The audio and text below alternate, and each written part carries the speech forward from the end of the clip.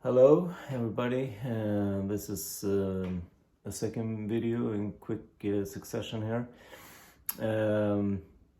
Eric Dolphy and Booker Little, what a pairing that was.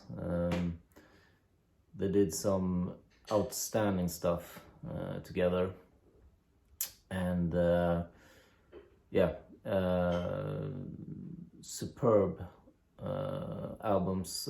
I have a couple of them when they play together, and well, let's get into the album that I'm going to show today. It's this one, Far Cry,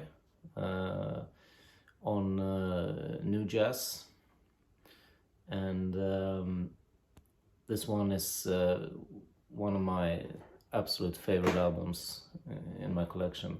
It's also one of my best sounding albums. I just listened to it a few minutes ago, and it was superb sounding. The fidelity is amazing, and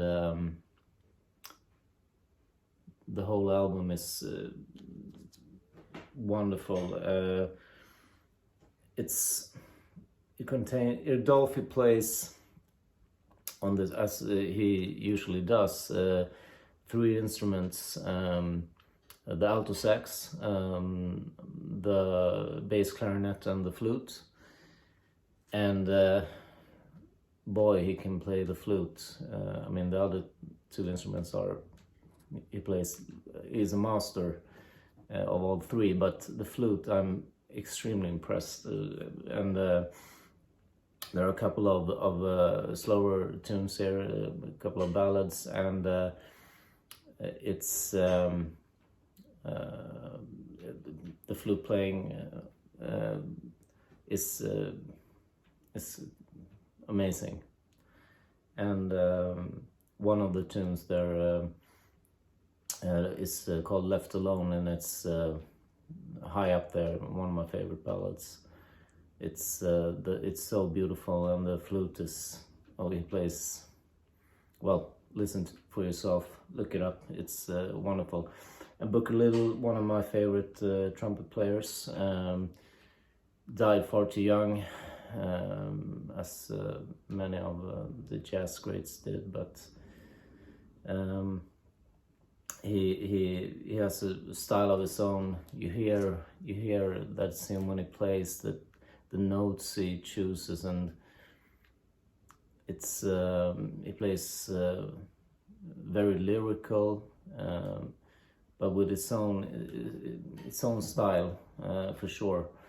And he does a great job here on this album, as usual. I also have another one with Eric Dolphy and Booker Little on Prestige. It's from the 5-spot volume 2. I'm gonna show that in a coming video, but that one is also fantastic, really outstanding stuff there as well. And the rest of the guys here with playing with Dolphy and Booker Little is Jackie Byard on piano, one of my favorite pianists. I think he has a really a voice of his own. He plays the piano in a certain way, and I love it.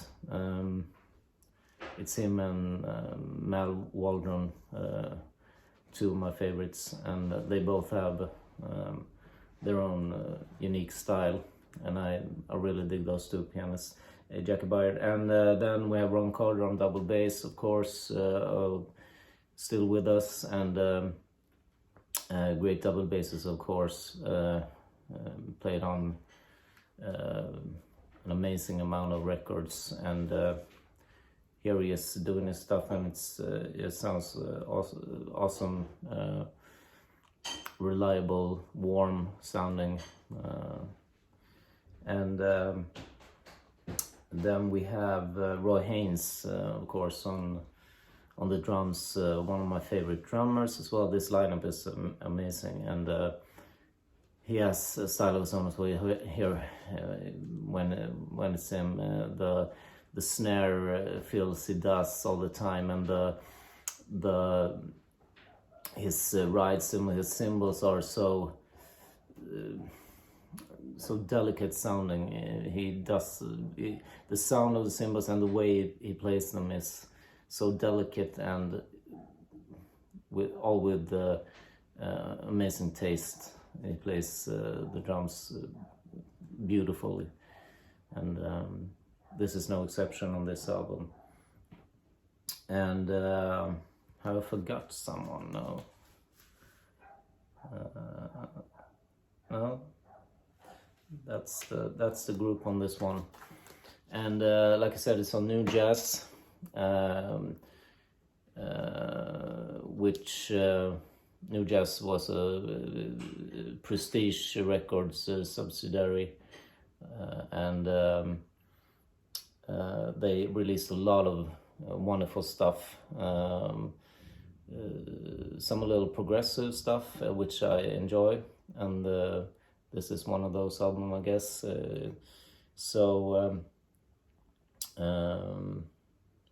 Yeah, New Jazz, look it up. That label and titles from that label is there's a whole treasure there of great jazz.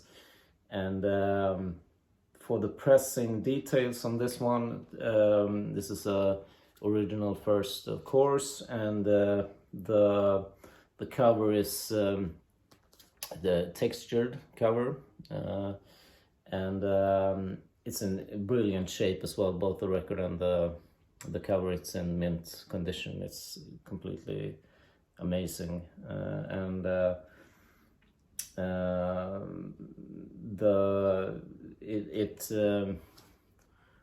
when it comes to New Jazz, it's a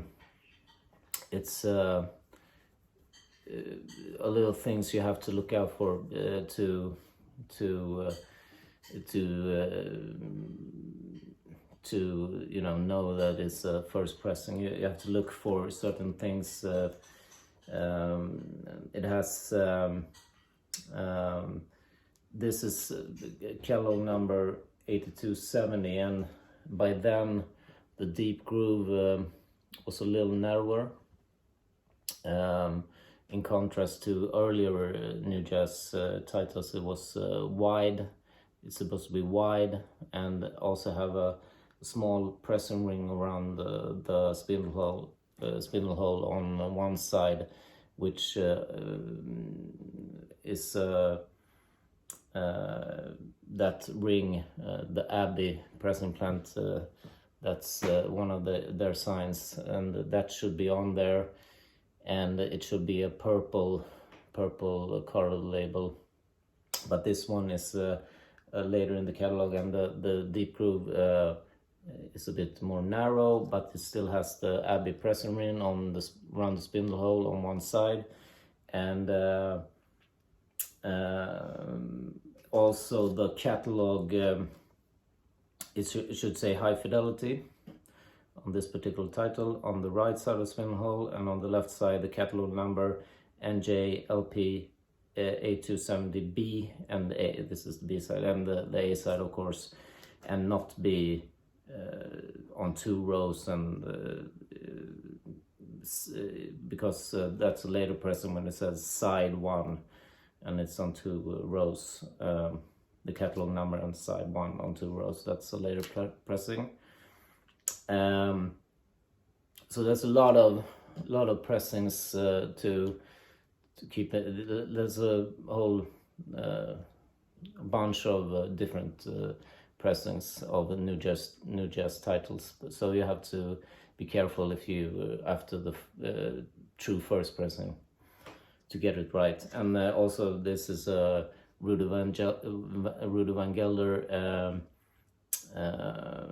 recording, so engineered by Rudy Van Gelder. So the Van Gelder stamp is on the dead box as well. So yeah, and I guess that's it for and the deep groove is on both sides as well. But yeah, I guess that was all the stuff about all the first person details. So if you've not heard this album, check it out immediately. You will not be disappointed, I think. Yeah, that's it. Until next time, cheers.